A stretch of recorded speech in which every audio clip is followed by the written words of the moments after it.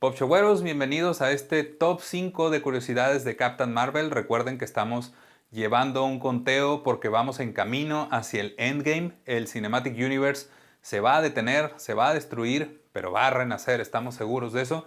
Y es por eso que estamos yendo película por película hablando de curiosidades de cada una de ellas. En esta ocasión le toca el turno a Captain Marvel y vamos a empezar con la primera curiosidad.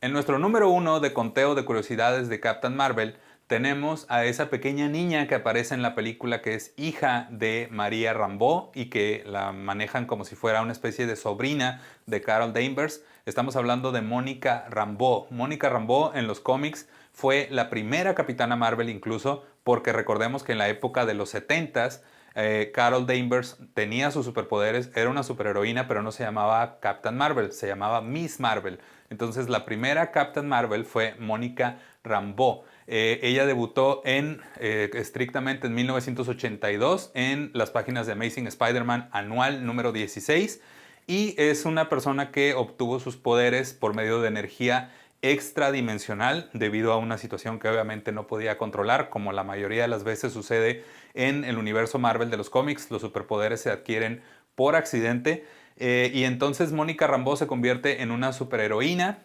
Al principio se conoció como Captain Marvel, llegó a ser miembro incluso de los Vengadores, fue incluso líder de los Vengadores y con el paso del tiempo fue tomando diferentes alias. Se llamó, como ya dijimos, Capitana Marvel, después se llamó Photon, después se llamó Pulsar y en los años más recientes se le conoce como Spectrum.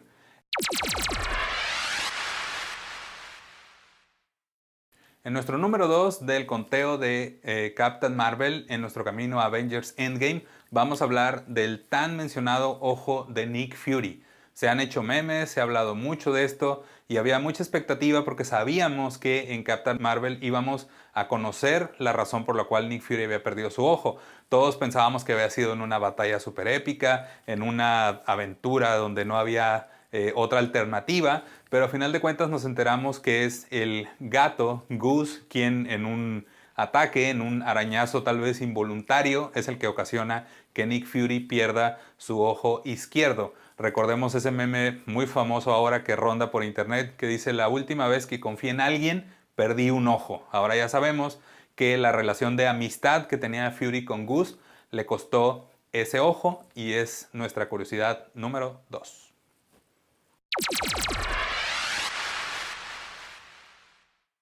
Llegó el turno de hablar de mascotas y entonces vamos a hablar de Goose, el gato que se roba prácticamente la película de Captain Marvel. Mucho se especuló sobre él, mucho se habló de los fans de Captain Marvel sobre este personaje. Los no tan fans pues estaban emocionados de ver una mascota que iba a interactuar con un personaje que se volvería icónico dentro del Cinematic Universe. Pues bien, Goose lo hace porque realmente nos damos cuenta que dentro del Cinematic Universe, así como en los cómics, no se trata de un gato ordinario. De hecho, no se trata de un gato, sino de un Flerken, que es un ser que puede viajar entre dimensiones y tiene otras particularidades que en los cómics se han explorado.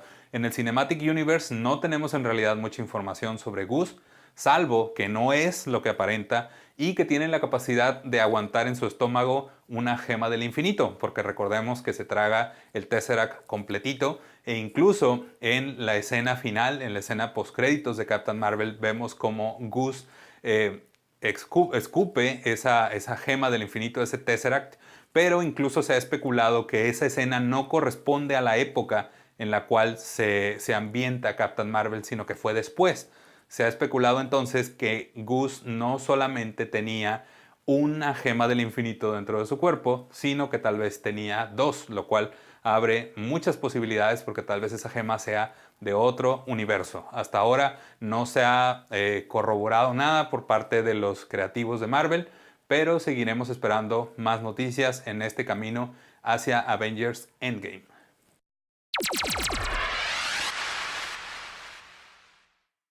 Llegamos al número 4 de nuestro conteo de Capitana Marvel en nuestro camino a Endgame, y en esta ocasión vamos a hablar de la clara referencia que hay en la película hacia un suceso en las páginas de los cómics de los Avengers, que es la guerra Kree-Skrull. Sabíamos que los Skrulls iban a aparecer en la película de Captain Marvel, pero la gran sorpresa es que los Skrulls no son los villanos de la película, sino que en realidad son los Kree.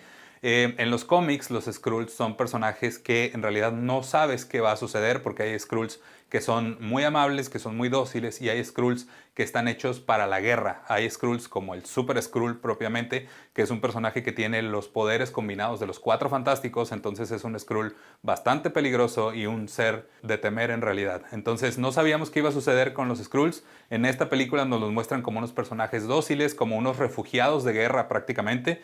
Y bueno, se abren muchas posibilidades porque al final de Captain Marvel no tenemos una certeza de a dónde fueron a parar. Tal vez lo veamos en la segunda parte de las películas de Carol Danvers. Y bueno, esto está basado en el suceso de los cómics que fue la guerra Kree-Skrull, que fue publicada por Marvel Comics en los años 70, concretamente en 1971 y 1972.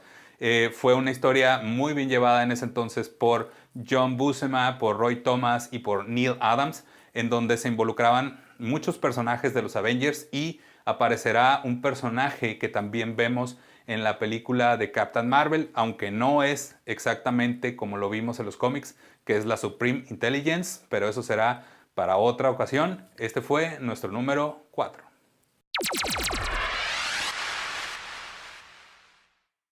Número 5 y final de este conteo de Captain Marvel en nuestro camino hacia Avengers Endgame.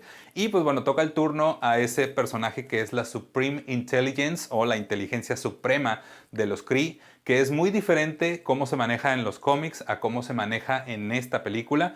En los cómics la Supreme Intelligence es pues obviamente es un alien, pero su forma básicamente es de una cabezota gigante con una especie de tentáculos. Está siempre dentro de un receptáculo, en una especie de tubo, como una especie de criogenia, pero obviamente como es una Supreme Intelligence, es súper inteligente porque fue creada hace más de 1.000.000 de años por científicos Skrulls, y lo construyeron con pensamientos y razonamientos de científicos y de guerreros y de personajes ilustres dentro de la cultura de los Skrulls, lo cual hace que pocas veces algo se le pueda escapar a la Supreme Intelligence. Ha jugado una parte importante dentro de historias de los cómics porque a veces ve aparentemente en contra de los intereses de los Kree, pero es porque él sabe que a final de cuentas eso les va a beneficiar en algún punto. Es tan inteligente que no tiene que explicar sus motivos, sino que al mismo tiempo le va dando la razón. En el Cinematic Universe, en Captain Marvel, vemos como la Supreme Intelligence es diferente. No tiene esta forma de esta cabezota gigante, sino que lo manejan como que cada persona que entra a ver a la Supreme Intelligence ve a lo que más anhela en su vida. Y entonces de ahí nos da el primer punto, la primera pauta para desenmarañar este misterio dentro de la película de Captain Marvel, porque es una persona que aparece en sus recuerdos, pero ella no sabe quién es, no sabe cómo la conoce, y eso lo vamos descubriendo a través de la película. Entonces estas fueron las diferencias de la Supreme Intelligence de los cómics a la Supreme Intelligence del Cinematic Universe en nuestro número 5 de nuestro conteo de Captain Marvel. Este fue That Pop Show en nuestro conteo hacia Endgame. No se olviden de que si les gustan los videos, denle like, suscríbanse y esperen más videos en los próximos días.